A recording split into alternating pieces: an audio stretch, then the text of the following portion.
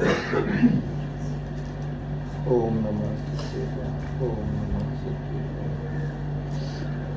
मंगलमय मंगलकरं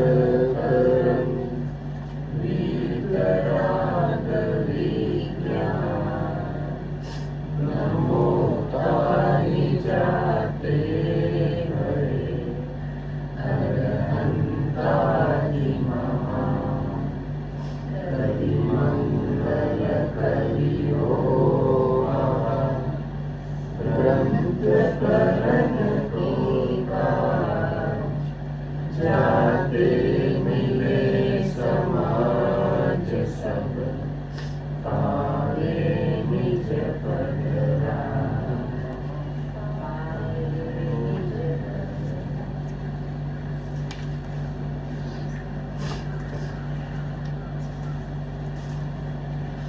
अठवें अधिकार में विषय चल रहा है।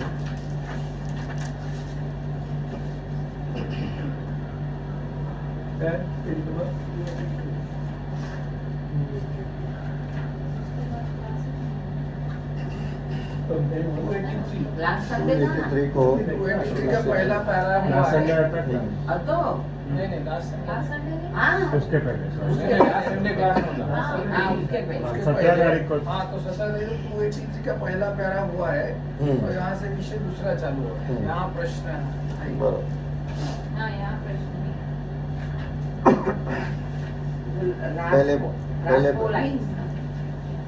पहले पैरा से ही लेते हैं।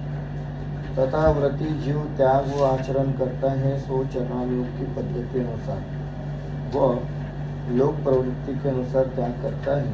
जैसे किसी ने त्रस हिंसा का त्याग किया, वह चरणानुयोग में वो लोक में जिसे त्रस हिंसा कहते हैं उसका त्याग किया है। केवल ज्ञानादि द्वारा जो त्रस देखे जाते हैं उनकी हिंसा का त्याग बनता ही नहीं। वहाँ जिस त्रस हिंसा का त्याग किया उस रूप मन का विकल्प न करना सो मन से त्याग है। वचन न बोलना सो वचन से त्याग है। काय द्वारा नहीं प्रवर्तना सो काय से त्याग है। इस प्रकार अन्य त्याग व ग्रहण होता है सो ऐसी पद्धति से ही होता है, ऐसा जानना। ये विषय हमारा हुआ था। अब आगे यहाँ प्रश्न है कि चरणायोग में तो केवल ज्ञान अपेक्षा तारतम्य कथन है। वहाँ 6वें गुणस्थान में सर्वथा 12 अविरतियों का अभाव कहा, सो किस प्रकार कहा। देखिए पहले तो बात हो रही है व्रतों की।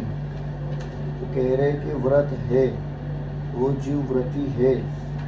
जब वो कह रहे हैं कि वो जीव व्रती है और वो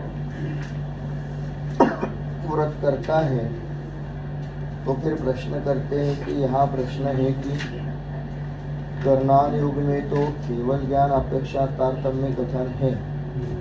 तो कर्णान युग जो भी बात करेगा वो केवल ज्ञान की अपेक्षा से ही बात करेगा, केवल ज्ञान की मुख्यता से बात करेगा। वहाँ 6वें गुणस्थान में सर्वथा 12 अविरतियों का अभाव कहा। 6वें गुणस्थान में 12 प्रकार की अविरतियों का अभाव है। सो किस प्रकार कहा है, क्योंकि अविरति कुछ है नहीं वहाँ। कहते हैं अविरति भी योग कषाय में गर्भित थी, परंतु वहाँ भी चरणानुयोग की अपेक्षा त्याग का अभाव, उसी का नाम अविरति कहा है, इसलिए वहाँ उनका अभाव है। मन अविरति का अभाव कहा, सो मुनि को मन के विकल्प होते हैं, परंतु स्वेच्छाचारी मन की पाप रूप प्रवृत्ति के अभाव से मन अविरति का अभाव कहा है, ऐसा जानना। लिंक हो रहे, क्या प्रश्न हो रहा है, कैसे प्रश्न चल रहा है, कहाँ से अचानक ये प्रश्न आया है। इसके पहले वाले पैराग्राफ में क्या कहा कि श्रावक हो या मुनिराज हो, वो यथा योग्य हिंसा के त्यागी है। श्रावक है तो अनुव्रतों की अपेक्षा से त्याग है, मुनिराज है तो महाव्रतों की अपेक्षा से त्याग है। और साथ में ये भी कहा कि उनका जो त्याग है मुनियों का या श्रावकों का, लोक व्यवहार में जिसे त्याग कहा जाता है उस अपेक्षा से वो त्याग है।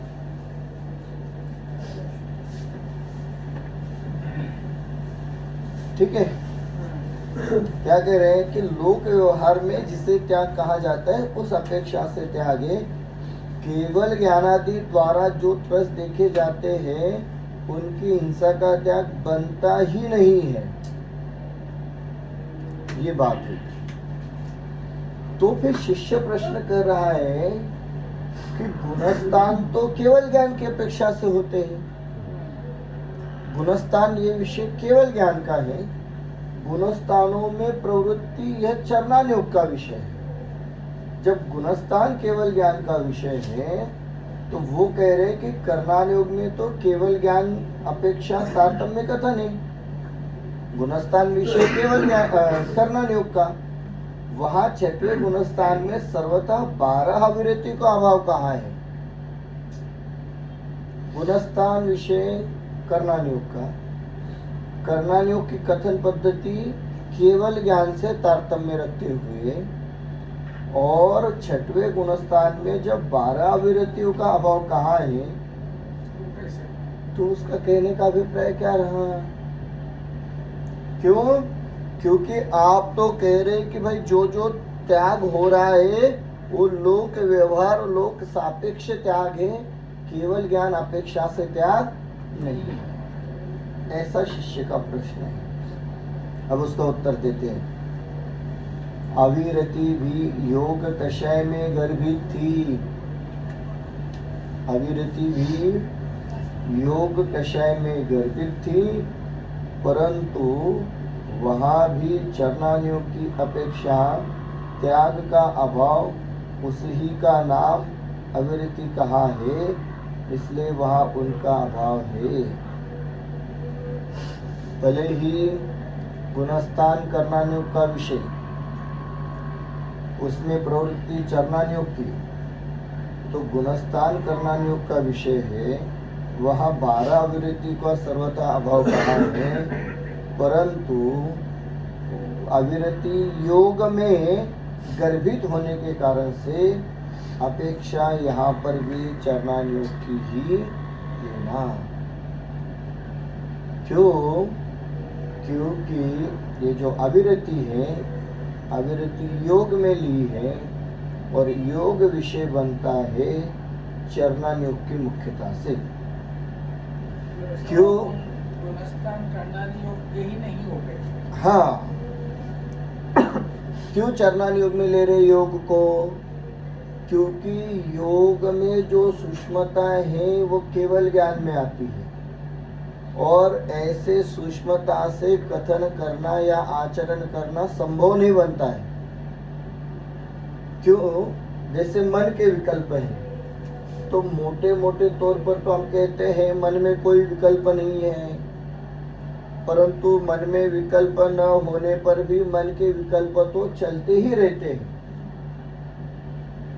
सो मन में क्या विकल्प चल रहे हैं ये मात्र केवल ज्ञान का विषय बनता है।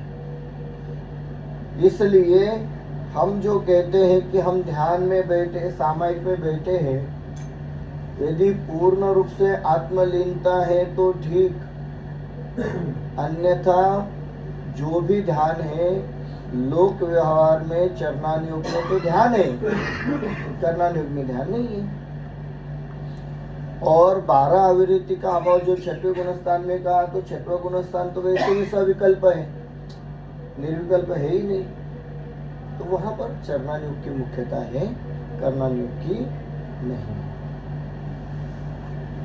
बहुत सूक्ष्मता में विचार करें ना तो 12वें गुणस्थान से पहले निर्विकल्प दशा बनती नहीं है। क्यों? क्योंकि 10वें गुणस्थान के अंत समय तक कर्म बंध हो रहा है ना, तो योग तो चल रहा है। जब योग चल रहा है तो निर्विकल्प ध्यान नहीं हो रहा है, फिर भी उसे निर्विकल्प ध्यान कहते हैं, उस निर्विकल्प ध्यान को यथा योग्य कथन करते हैं। योग तो देखने वहाँ जो चल रहा है वो इर्यापत आश्रय वाला चल रहा है, इसलिए उस योग को नहीं ले रहे। क्यों नहीं ले रहे हैं? क्योंकि वहाँ बुद्धि और अबुद्धिपूर्वक दोनों प्रकार से योग का कार्य नहीं हो रहा है। योग है मात्र है, कार्य नहीं है। जैसे कि 10वें गुणस्थान तक कार्य हो रहा है, 10वें गुणस्थान तक बुद्धिपूर्वक पालती मार करके बैठ करके ध्यान किया जा रहा है। आप सहयोग योग की बात करें, जैसे बंद हो रहा है वही योग की बात करें। जी जी, बंद तो हुई उधर भी तो हो रहा है। नहीं आश्रय है, बंद नहीं है ना। एक्चुअली क्या प्रकृति बंद बनती है तो ना? कषाय से हो रहा है, 10वीं तक लोग कषाय है इसलिए बंद हो रहा है। आश्रम तो योग से होता है, लेकिन बंद बंद कषाय वाला से। योग नहीं है, वही बोलते हाँ। हैं। तो 13वें में बंद थोड़ी है। हाँ, बंद वाला योग जो नहीं योग है। नहीं है वो 10वें तक ही है। मतलब आप- कषाय है इसलिए हाँ, कषाय है। 10वें तक कषाय का होता है। होने की अपेक्षा से कहेंगे तो 13वां गुणस्थान, परंतु बंध की अपेक्षा से कहेंगे तो 10वां गुणस्थान। तो इस अपेक्षा से हम यहाँ लेना चाह रहे हैं कि भाई बंध की अपेक्षा से 10वें गुणस्थान तक योग चल रहा है, कर्म बंध हो रहा है, और फिर भी उस दशा को निर्विकल्प दशा को दशा निर्विकल्प और कहने के लिए और होने की अपेक्षा कर्म का सविकल्प चल रही है। और सविकल्प दशा को भी उन्होंने किस अपेक्षा से लिया है? कर्मान योग में भी कर्मान योग जो 4थे गुणस्थान से 10वें गुणस्थान की निर्विकल्प दशा है ऐसा कहता है। चरणान योग पूर्ण रूप से निर्विकल्प दशा कह रहा है और कर्णान योग सापेक्ष कह रहा है। सापेक्ष कैसे? हम कहते हैं ना 4थे गुणस्थान में मात्र 42 प्रकृतियों का कर्मबंध नहीं होता, इसका मतलब बाकी सबका हो रहा है। ऐसे 5वें गुणस्थान, ऐसे 7वें गुणस्थान, 8वें गुणस्थान, वहाँ 4 आवश्यक कार्य हो रहे। ये जो आवश्यक कार्य हो रहे इसका अर्थ क्या हो रहा है?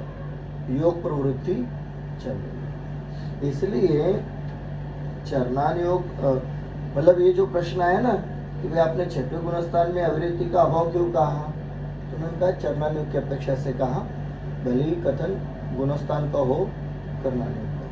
मतलब 7वें गुणस्थान का ध्यान योगीराजों का हाँ चरणान योग की अपेक्षा ध्यान है, लेकिन कर्णान योग की अपेक्षा ध्यान नहीं है। नहीं है, बिल्कुल नहीं है। 10वें गुणस्थान सविकल्प दशा कहेगा कर्णान योग, ठीक है, ऐसा कथन नहीं करेंगे क्योंकि क्योंकि आत्मनिंदा तो है ना उसको 7वें गुणस्थान। जी जीवों को हमेशा ऊंचा चढ़ने का उपदेश दिया जाता है और ऊपरी स्थिति की प्रेरणा दी जाती है, इसलिए कर्णान योग भी उसे ध्यान कहता है। और जब हिसाब किताब की बात आती है तो तब उसे सविकल्प दशा ही कहेंगे, क्योंकि कर्मबंध तो हो रहा है। सो अविरति का अभाव कहा।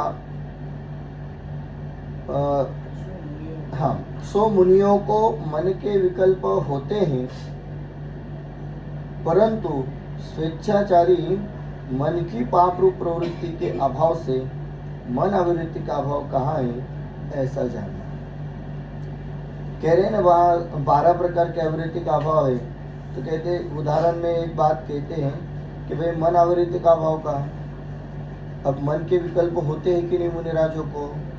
होते हैं, सारे प्रकार के विकल्प आते हैं। 6वें गुणस्थान में तो सारे ही आते हैं, 7वें गुणस्थान में कुछ प्रकृतियों को छोड़ दिए जाए तो बाकी सारे विकल्प चल रहे हैं। विकल्प चलने का मतलब ऐसा नहीं कि हमें जैसे विकल्प आ रहे यहाँ बैठे बैठे शिखर जी पर्वत याद आ गए, ऐसा नहीं। अबुद्धिपूर्वक जो विकल्प चल रहे हैं या कर्मबंध का कारण बन रहा है, वे भी तो विकल्प ही है, उस अपेक्षा से बात करते हैं। आहार का विकल्प क्या होगा 6वें? हाँ, वो 6वें में तो वो तो हो ही रहा है। हम 7वें 8वें की अपेक्षा से भी बात करें तो बुद्धिपूर्वक तो ध्यान हो रहा है, परंतु अबुद्धिपूर्वक कुछ कर्मों का बंद हो रहा है, वो भी तो मन के विकल्प ही है। सो उस अपेक्षा से कह रहे हैं कि भाई मन अविरति का अभाव कहा, उसका अर्थ कितना लेना? इतना ही अर्थ ले सकते हैं कि मुनि स्वेच्छाचारी मन की पाप प्रवृत्ति के अभाव से मन अवृत्ति का अभाव कहाँ है? कोई भी मुनिराज स्वेच्छाचारी मन की अपेक्षा से कार्य नहीं करे, जैसे हमारा हो रहा है। स्वेच्छाचारी मन की अपेक्षा से हम लोग जो चाहे वो कार्य कर रहे हैं, ऐसे मुनिराज नहीं करते हैं, इसलिए उनके मन आवृत्ति का अभाव कहा। पर मन आवृत्ति का अभाव इसका अर्थ ये नहीं कि उन्हें विकल्प ही नहीं। शून्यस्थान की डेफिनेशन क्या बोलते हैं अपन? योग और कर्म की और जीव की तारतम्य अवस्था। कषा और योग, कषा और योग की तारतम्य अवस्था, जीव के साथ जो तारतम्य जी। अवस्था होता है, वो ये है।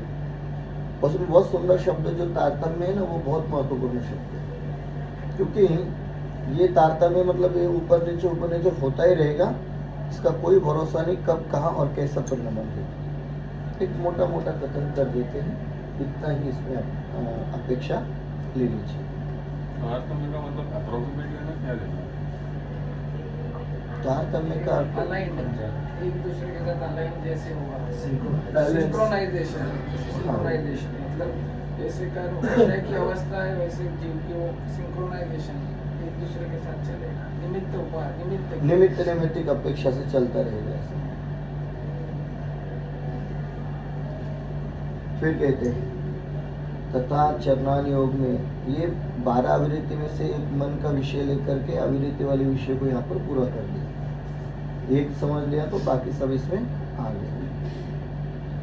तथा चरणान योग में व्यवहार लोक प्रवृत्ति की अपेक्षा ही नामादि कहते हैं। जिस प्रकार सम्यक्तों को पात्र कहा था तथा मिथ्यात्व को अपात्र कहा, सो यहाँ जिसके जिनदेवादि का श्रद्धान पाया जाए वो तो सम्यक्ति, जिसके उनका श्रद्धान नहीं है वो मिथ्यात्व जानना, क्योंकि दान देना चरणान योग में कहा है। इसलिए चरणान योग के ही सम्यक्त्व मिथ्यात्व ग्रहण करणान योग की अपेक्षा सम्यक्त्व मिथ्यात्व ग्रहण करने से वही जीव 11वें गुणस्थान में था और वही अंतर्मुहूर्त में पहले गुणस्थान में आए, तो वहाँ तातार पात्र अपात्र को कैसे निर्णय कर सके? देखिए चरणान योग में व्यवहार लोक प्रवृत्ति की अपेक्षा ही नामादिक कहते हैं। ये नामादिक मतलब कुछ नाम हम लोग रखते हैं ना, उस अपेक्षा से वो कथन कर रहे हैं। जैसे उन्होंने कहा कि भाई जिस प्रकार सम्यक्त्व को पात्र कहा तथा मिथ्यात्व को अपात्र कहा, कि पात्र अपात्र क्या हुआ? दान आदि देने की अपेक्षा से पात्र और अपात्र की बात हो रही है। कौन जीव पात्र है, कौन जीव अपात्र है? तो उन्होंने कहा जो सम्यक्त्व को धारण करते हैं वो पात्र है, जो सम्यक्त्व को धारण नहीं करते हैं वो अपात्र है। सो यहाँ जिसके जिनदेवादि का श्रद्धान पाया जाए वो तो सम्यक्त्वी, जिसके उनका श्रद्धा नहीं है वो मिथ्यात्व जान। पात्र अपात्र के लिए कहा सम्यक्त्व और असम्यक्त्व, तो उन्होंने कहा सम्यक्त्व और मिथ्यात्व में क्या फर्क? जिसे जिनदेव का श्रद्धान वो सम्यक्त्वी, सम्यक दृष्टि, और जिसे जिनदेव का श्रद्धान नहीं है वो मिथ्या दृष्टि। बस इतना ही अभिप्राय लेना, ऐसा कहना चाह रहे। जिनदेव का श्रद्धा, अब जिनदेव के श्रद्धान के आधार पर किसी को सम्यक्त्व और मिथ्यात्व पात्र अपात्र कहना, इतना ही विषय यहाँ पर लेना चाह रहे हैं। देवादिक बोला। हाँ, देवादिक, देव शास्त्र बोला। क्यों? क्योंकि दान देना चरणान योग में कहा है, इसलिए चरणान योग के ही सम्यक्त्व मिथ्यात्व ग्रहण करना। क्या शब्द प्रयोग करते हैं? चरणान योग के ही सम्यक्त्व मिथ्यात्व ग्रहण करना। इसका मतलब क्या कर्णान योग के अलग होते हैं क्या? प्रथमान योग के अलग होते हैं क्या? बिल्कुल अलग होते हैं। लेकिन प्रथमान योग किसे कहेगा सम्यक दृष्टि? जो प्रतिदिन देव दर्शन करता है, प्रथमान योग कहेगा ये तो सम्यक दृष्टि है, धर्मात्मा है। जो थोड़े बहुत व्रतों का पालन करे और नियमित देव दर्शन का नियम पालन करे, चरणान योग उसे सम्यक दृष्टि कहेगा। कर्मानि योग बहुत सूक्ष्मता से चलेगा। कर्मानि योग की अपेक्षा से तो वह 7वें गुणस्थान में सम्यक दर्शन लेंगे, चौथे को भी एक बार वो इग्नोर करेगा। कर्मानि योग और द्रव्यानि योग, फिर द्रव्यानि योग कहेगा चौथे में सम्यक दर्शन है जब आत्मा का अनुभव हो रहा है, अनुभव की दशा श्रद्धा की दशा सम्यक दर्शन। सो ये मतलब ये अभिप्राय ये अलग से हम लोग विषय क्यों विचार कर रहे हैं। जैन दर्शन साधुवाद में है, अनेकांत में है, तो हमें लोक व्यवहार में आचरण करते समय अनेकांत और साधुवाद का पालन करना चाहिए। हम चरणान योग की बात करें इसलिए ये विषय बात करते हैं। साधर्मी जीवों के प्रति व्यवहार करते समय अनेकांत साधुवाद की अपेक्षा से व्यवहार करना चाहिए। कोई साधर्मी देव दर्शन आदि का कार्य करे, सच्चे जैन तत्व के अनुसार आचरण करे, तो उसके प्रति हमें धर्म भावना रखनी चाहिए, साधर्मी वात्सल्य रखना चाहिए और उसे अनुमोदना देते हुए और अधिक शुद्ध आत्मा के समीप वो पहुंचे ऐसे उसे प्रेरणा देनी चाहिए। कहने का अभिप्राय ये है कि जो साधर्मी अज्ञानता में धर्म का आचरण कर रहा हो उसे प्रेरित करो, उसकी अनुमोदना करो, चरण लो। हाँ, उस आचरण में जो अधर्म का आचरण हो रहा हो, दोष लग रहे हो, उन दोषों का यथा योग्य यथा विधि से उसे ज्ञान कराओ, उन दोषों से मुक्त करा के उसे सम्यक्तों तक करके आना चाहिए। ये नहीं अरे तुम क्या करते हो, बड़े पापी हो, दुष्ट हो, धर्म जानते नहीं हो, आता ही नहीं तुम्हें तो कुछ, मंदिर में बैठना नहीं आता है और पूजा पाठ करना नहीं आता है, तो अब तक क्या किया। ऐसा नहीं, वो आया है ना, उसकी बड़ी अनुमोदना करो, साधन में वात्सल्य रखो, दया भाव से वात्सल्य भाव से उसके साथ व्यवहार करो, तो अगले टाइम फिर आएगा, जुड़ा रहेगा, फिर आएगा, जुड़ा रहेगा, धीरे धीरे सीखेगा और उसके दोष उसे हम नहीं कहेंगे, वो हमारी क्रियाओं से खुद समझ जाएगा, वो सीख जाएगा। ऐसा होता है ना, हम लोग अनुभव करते हैं, वहाँ मंदिर में सिटी में खास करके ये अनुभव आता है, नए नए ये सब यंगस्टर लोग आते हैं और थोड़ा बहुत तो जैन दर्शन के प्रति, धर्म के प्रति श्रद्धा रहती है, या घर से मम्मी पापा उनको कहते रहते हैं आसपास में देखो कोई मंदिर है क्या, है तो जाना चाहिए। अभी मैं भी वो घाटकोपर ईस्ट में रहने को आया हूँ, पदनगर में, बाजू में मंदिर है, तो बहुत सारे यंगस्टर वहाँ सवेरे अभिषेक के समय आते हैं। वहाँ दो समय अभिषेक चलता है, एक तो सवेरे 7 बजे अपना रेगुलर टाइम पर और एक 10:15 बजे भी चलता है। दो टाइम क्यों रखा है, तो हमने रिसर्च करने पर पता चला सवेरे करे और फिर बाद में नहीं करे तो कोई नहीं आएगा। कोई मतलब वो यंगस्टर जो विधिवत करते धर्म आचरण, वो तो सवेरे आते हैं, अपना सब करके 10 बजे चले जाते हैं। अब जो थोड़े आलसी है, धीरे धीरे उठते हैं, यथानुरूप चलते हैं, समय अनुरूप, उन लोगों के लिए 10:15 बजे का पूरा प्रोग्राम रखा है। अब उसमें अच्छाई बुराई हम उसमें नहीं जाते हैं, मैं लाभ की दृष्टि देखता हूँ।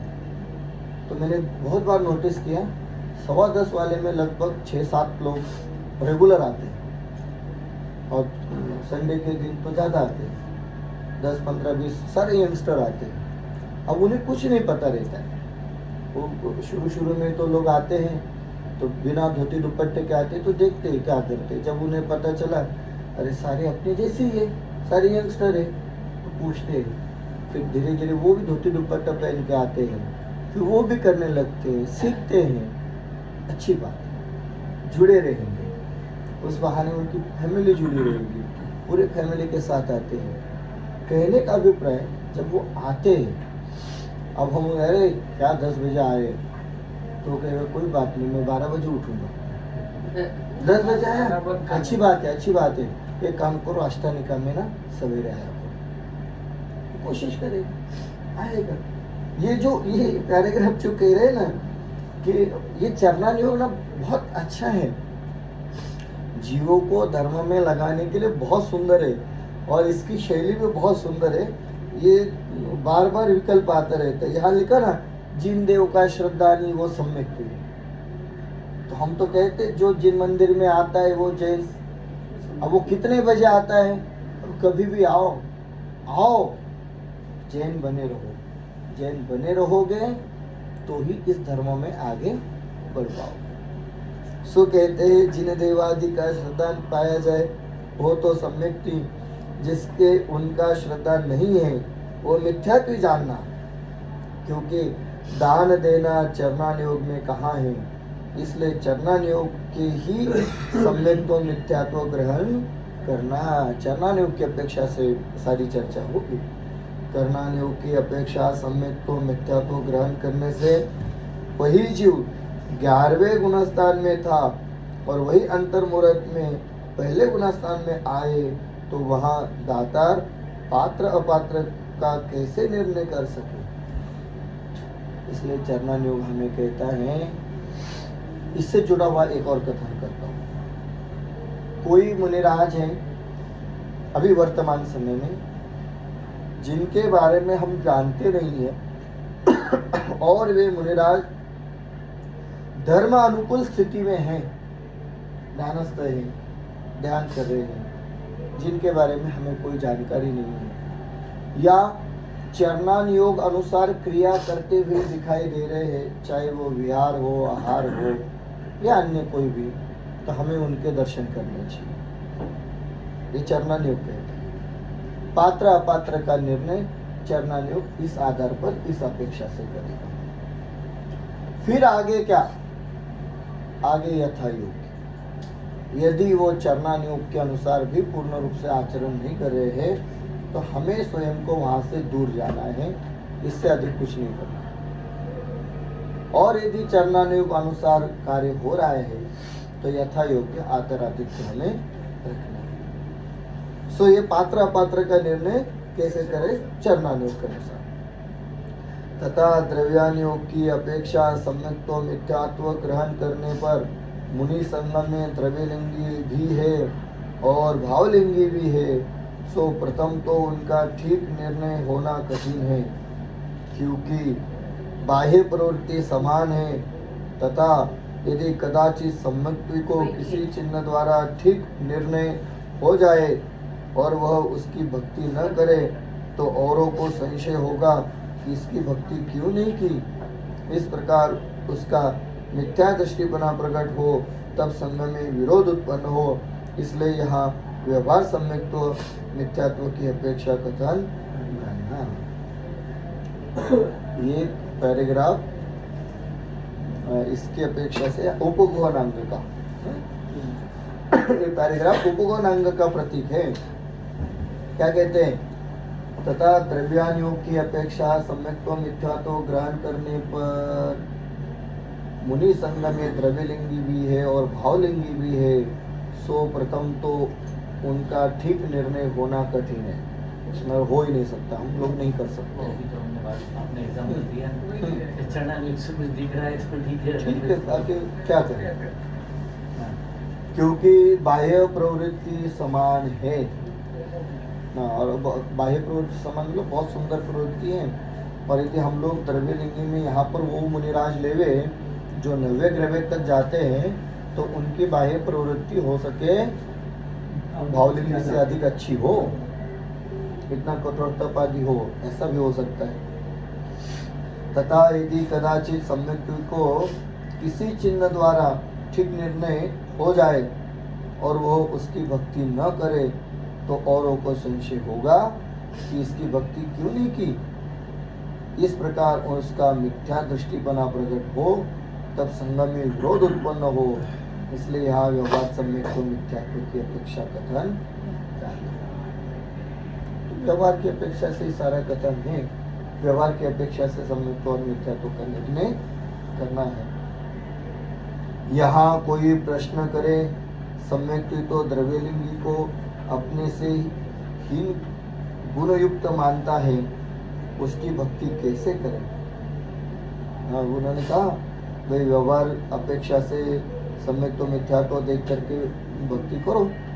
तो वो कहते सम्यक्त्व तो द्रव्यलिंगी को अपने से हीन गुणयुक्त मानता है, तो खुद सम्यक दृष्टि होगा वो तो समझ जाएगा ये मिथ्या दृष्टि है, तो वो द्रव्यलिंगी को हीन गुणयुक्त मानेगा, तो उसकी भक्ति कैसे करें? कैसे करें मतलब सैद्धांतिक अपेक्षा से बात हो रही, व्यवहार में तो कर लेगा, सिद्धांत के लेवल पर कैसे करे वो? कहते व्यवहार धर्म का साधन द्रव्यलिंगी के बहुत है और भक्ति करना भी व्यवहार ही है। इसलिए जैसे कोई धनवान हो परंतु जो कुल में बड़ा हो उसे कुल अपेक्षा बड़ा जानकर उसका सत्कार करता है, उसी प्रकार आप सम्यक तो गुण सहित हैं परंतु जो व्यवहार धर्म में प्रधान हो उसे व्यवहार धर्म की अपेक्षा गुणाधिक मानकर उसकी भक्ति करता है, ऐसा जानना। इसी प्रकार जो जीव बहुत उपास आदि करे उसे तपस्वी कहते हैं। यद्यपि कोई ध्यान अध्ययन आदि विशेष करता है वो उत्कृष्ट तपस्वी है, तथापि यहाँ चरणानुयोग में बाह्य तप की प्रधानता है, इसलिए उसी को तपस्वी कहते हैं। इस प्रकार अन्य नामादिक जानना। क्या सुंदर चर्चा करते हैं। वो कहते सम्यक द्रव्यलिंगी का हीनपना जानकर उसकी भक्ति क्यों करे? जवाब देते व्यवहार धर्म का साधन द्रव्यलिंगी के बहुत है। द्रव्यलिंगी मुनिराज जो है वो व्यवहार धर्म का बहुत अच्छे से पालन करते हैं और भक्ति करना भी व्यवहार ही तो है, तो ठीक है व्यवहार का व्यवहार से कार्य करें। इसलिए जैसे कोई उदाहरण दे, कोई धनवान हो, प्रतिष्ठित व्यक्ति है, धनवान है आदि आदि, धनवान न हो ऐसा लिखा है गुजराती में। धनवान हो, गुजराती में ना लिखा है, गलत है। धनवान हो चाहिए। यहाँ अपेक्षा ऐसी है, एक व्यक्ति एक अपेक्षा से बहुत बड़ा है, दूसरा नहीं है, फिर भी उसका सत्कार कर रहा है, सम्मान कर रहा है उस अपेक्षा से। कोई धनवान न होना चाहिए ना, न हो परंतु होना है चाहिए, बाद में हाँ। धनवान न हो परंतु कुल में बड़ा हो। हाँ, अगर कुल में धनवान नहीं है पर कुल में बड़ा है। फूड मेंशन ना इसमें बोतल वगैरह हाँ, हाँ। में ऐसा कुछ। कोई हाँ ठीक है, कोई धनवान न हो परंतु जो कुल में बड़ा हो उसे कुल अपेक्षा बड़ा जानकर उसका सत्कार करता है। उसी प्रकार उसी प्रकार आप हाँ धनवान न हो वाला सेंटेंस बैठता है।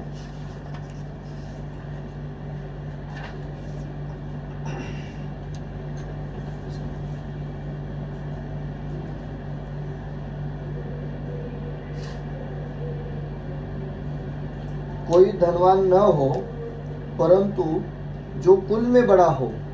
अभी वर्तमान समय में ऐसे हम लोग देखते हैं, वर्तमान में हम लोग सारे पूरे भारतवर्ष में हम लोग राजा राजा राजा के नाम से कहते हैं।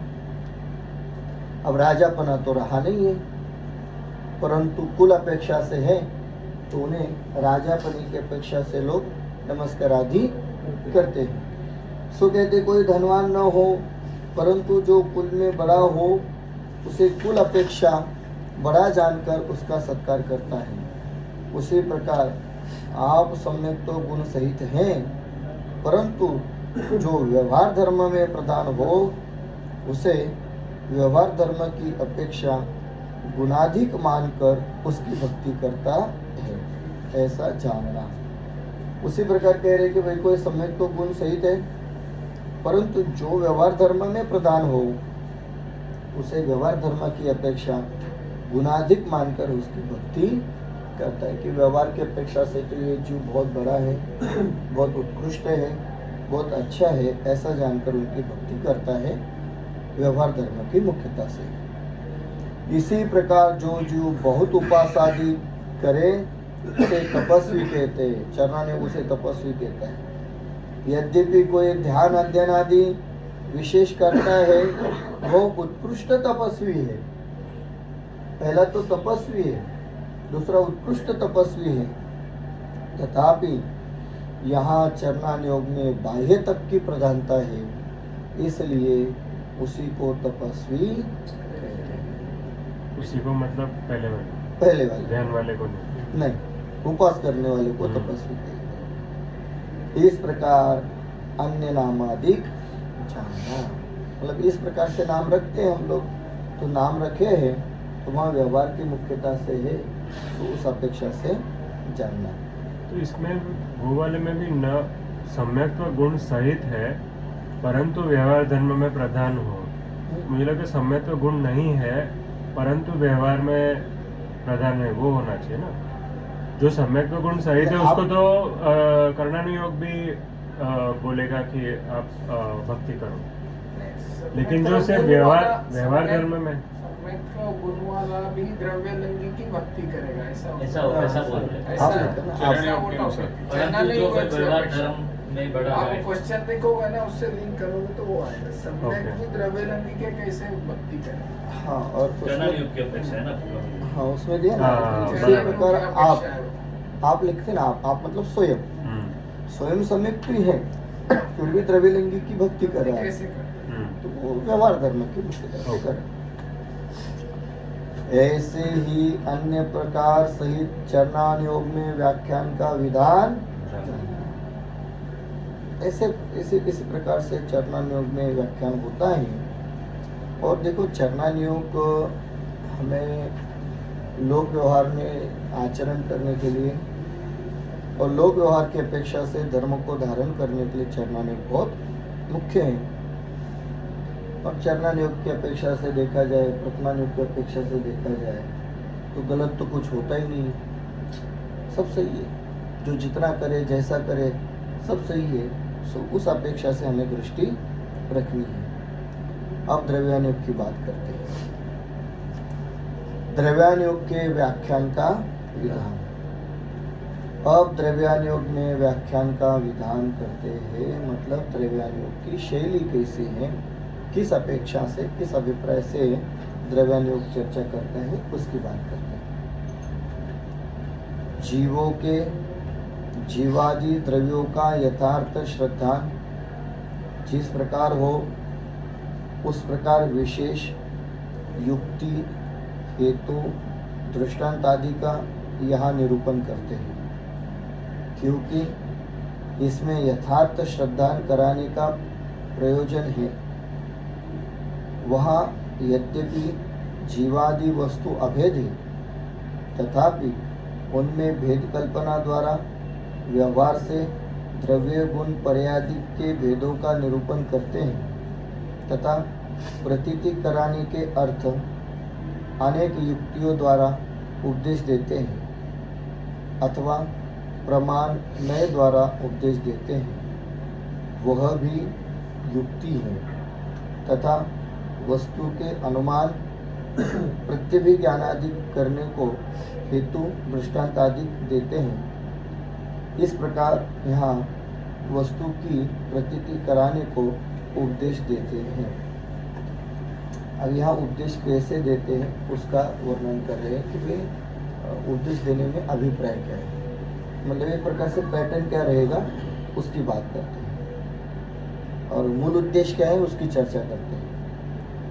जीवों के जीवादि द्रव्यों का यथार्थ श्रद्धा जिस प्रकार हो उस प्रकार, तो कराना क्या है, जीवादि द्रव्यों का यथार्थ श्रद्धा। सो यथार्थ श्रद्धा कराना है, ये मूल उद्देश्य है, उस अपेक्षा से वर्णन होगा। उस प्रकार उपदेश देते हैं तो उसके लिए क्या करते हैं, विशेष युक्ति हेतु दृष्टांत आदि का यहाँ निरूपण करते हैं।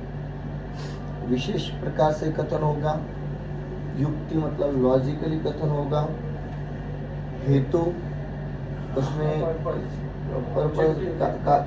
कारण को ढूंढ करके कथन होगा, और दृष्टांत एग्जाम्पल के साथ होगा, क्योंकि इसमें यथार्थ श्रद्धांत कराने का प्रयोजन है। मतलब यहाँ चलता है ऐसा काम नहीं होता, जो है उसी का वर्णन होगा। हाँ, धुआं है तो अग्नि है ही, और यहाँ ये नहीं कहेंगे हाँ धुआं है, अग्नि हो भी सकती है और नहीं भी हो सकती, ऐसा नहीं होगा। धुआं है तो अग्नि है, अब कम है या ज्यादा है वो अलग बात है, पर है, बस इस अपेक्षा से कथन होगा। वहां यद्यपि जीवादि वस्तु अभेद है, जीवादि वस्तु जीव अजीव उद्गल धर्म धर्म आकाश काल सब अभेद है, तथापि उनमें भेद कल्पना द्वारा व्यवहार से द्रव्य गुण पर्यादि के भेदों का निरूपण करते हैं। फिर उनमें भेद करते हैं और व्यवहार से द्रव्य गुण पर्यादि का भेद करके वर्णन करेंगे, कथन करेंगे। ये व्यवहार से देखो, द्रव्य गुण पर्याय का कथन ये व्यवहार का कथन है। जिसे हम निश्चय का कथन मान करके अध्ययन करते हैं वो सब व्यवहार है। हाँ, और वहाँ कथन आता है अभेद सो निश्चय और भेद सो व्यवहार। अब ये भेद सो व्यवहार कह करके उन्होंने सब कुछ लिया। वह सातवीं गाथा, छठवीं गाथा में समय सार के अभेद का कथन किया, और सातवीं गाथा में जब कहते हैं कि वे दर्शन ज्ञान चारित्र भी आपके नहीं है, तो हमने पूछा ऐसे कैसे, तो उन्होंने कहा भेद सो व्यवहार, वो अपेक्षा से यहाँ लेना चाह रहे हैं। तो उनमें भेद कल्पना द्वारा व्यवहार से द्रव्य गुण पर्यादि के भेदों का निरूपण करते हैं तथा प्रतीति कराने के अर्थ अनेक युक्तियों द्वारा उपदेश देते हैं। प्रतीति मतलब अनुभव, अनुभव कराने के लिए, अर्थ मतलब के लिए अनेक युक्तियों द्वारा उपदेश देते हैं। अलग अलग प्रकार से, अलग अलग एंगल से आपको उपदेश देते हैं। जैसे धुआं है तो अग्नि है, नहीं हम लोग नहीं मानते। अरे घर में देखा नहीं कभी धुआं, तो यहाँ धुआं है तो यहाँ अग्नि है, वहाँ पर्वत पर भी धुआं दिख रहा है, इसका मतलब वहाँ पर भी अग्नि रहेगी। तो ये अनेक युक्तियों द्वारा उपदेश देते हैं अथवा प्रमाण नए द्वारा उपदेश देते हैं। कभी प्रमाण से वस्तु का स्वरूप समझाते हैं, कभी नए से वस्तु का स्वरूप समझाते हैं। वह भी युक्ति है, ये भी युक्ति है प्रमाण और नए। तथा वस्तु के अनुमान प्रत्यभिज्ञानादिक करने को हेतु दृष्टांतादिक देते हैं। वस्तु के अनुमान मतलब वस्तु का अनुमान ज्ञान हो, इसके लिए हेतु दृष्टांतिक देते हैं। तो अनुमान से अनुमान लगा रहे हम लोग यहाँ बैठे बैठे कि अरे पर्वत पर आग लगी हुई है, किसने कहा? देखो देखो धुआं दिख रहा है ना, तो जहाँ जहाँ धुआं होता है वहाँ वहाँ अग्नि होती है। सो ये अनुमान करने के लिए वहाँ हेतु दृष्टांत दे रहे हैं। और हेतु दृष्टांत में फिर क्या करेंगे? घर में दिखाएंगे, देखो यहाँ धुआं दिख रहा है, यहाँ अग्नि है, वहाँ धुआं दिख रहा है, वहाँ भी अग्नि रहेगी। तो ये अनुमान कराने के लिए हेतु दृष्टांत देते हैं। ये प्रत्यभिज्ञान क्या होता है? प्रत्यभिज्ञानादिक, तो इसमें प्रत्यभिज्ञान और आदि।